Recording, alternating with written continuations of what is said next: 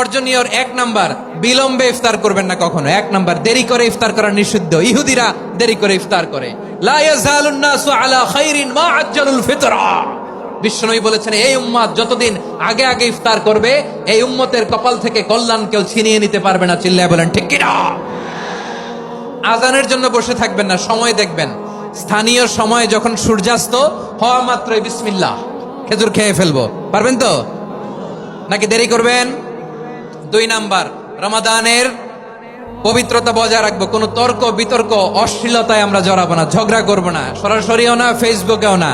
করবেন কেউ গালি দিলে বলবেন ইন্নিমরুন সায়েম, আমি রোজাদার। আল্লাহর হাবিব শিখিয়েছেন, কেউ যদি তোমার গালি দেয়, কটু কথা বলে, অশ্লীল কথা বলে, রমজানে তুমিও বলতে পারবে না। তুমি বলতে পারবা ইন্নিমরুন সায়েম, আমি রোজাদার। আজকে থেকে নিয়ত করেন, রমজানে কেউ গালি দিলে আপনি একটা গালি দিবেন নাকি? কি বলবেন? রোজাদার, রমজানের পবিত্রতা আমি ভঙ্গ করতে পারবো না।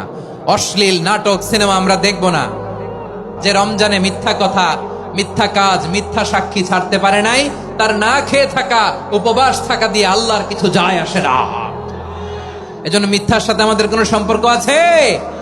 মিথ্যা বলবো না। 4 নাম্বার, অপচয় করব না।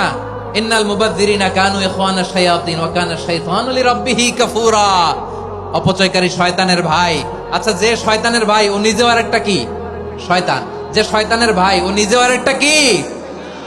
অপচয় করবো না। ইফতারি করতে যে আমরা অনেকে অপচয় করি, এগুলো করবেন আপনারা না। অপচয় অপব্যয় করবো না। 5 নাম্বারে, রিয়া, লোক দেখানো ইবাদত আমরা করবো না। লোক দেখানোর জন্য নামাজ, রোজা, জিকির, তেলাওয়াত, দান, সদকা এগুলো করলে আল্লাহর দরবারে এগুলো কবুল হবে? বিশ্বনবী বলেন, দাজ্জালের ফিতনার চেয়ে একটা বড় ফিতনার ভয় আমি করি, সেটা কি? আর রিয়া, শো অফ মেন্টালিটি, লোক দেখানো মানসিকতা। এটা থেকে আমরা বিরত থাকবো ইনশাআল্লাহ। 6 নাম্বার, অনেক গুরুত্বপূর্ণ। ব্যবসায়ী ভাইয়েরা, ব্যবসা করেন কারা কারা? হাত তুলে দেখান তো আমারে। মাশাআল্লাহ, হাত নামান। ব্যবসায়ী ভাইয়েরা, অনেক অসাধু ব্যবসায়ী আছে, রমজান আসলে নিত্য প্রয়োজনীয় পণ্যের মূল্য বৃদ্ধি করে দেয়। এরকম আছে না নাই? এগুলো করবেন না। মজুদদারি করবেন না। পণ্যের কৃত্রিম সংকট বাজারে করবেন না। আপনি লাখ টাকা কামায়া ভাবছেন যে রোজাদারদের কষ্ট দিয়ে ধনী হবেন। এমন রোগ আল্লাহ আপনারে দিবে, কোটি টাকা দিয়েও আপনি হাসপাতালের বিল পরিশোধ করার ক্ষমতা আপনার হবে না।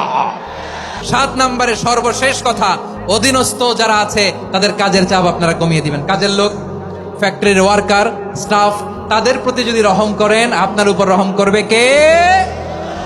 আমার প্রিয় ভাইয়েরা, এই আসন্ন রমাদান এটা এমন এক বরকতের মাস, যে মাসে আমরা নিজেদের নাফসের উপর নিয়ন্ত্রণ প্রতিষ্ঠা করি। সারা বছর নাফস আমাদেরকে নিয়ন্ত্রণ করে, আর রমাদানে আমরা নাফসকে নিয়ন্ত্রণ করি। কথা বুঝতেছেন?